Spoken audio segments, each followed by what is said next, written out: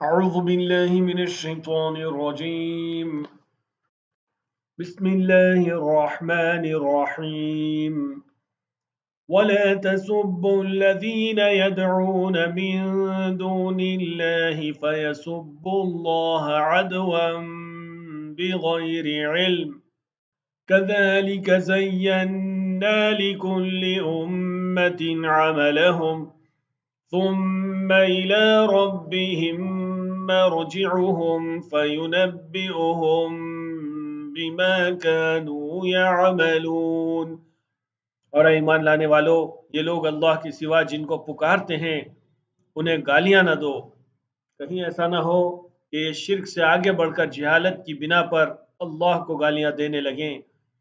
हमने तो इसी तरह हर गुरोह के लिए उसके अमल को खुशनुमा बना दिया है, फिर उन्हें अपने रब ही की तरफ पलट कर आना है।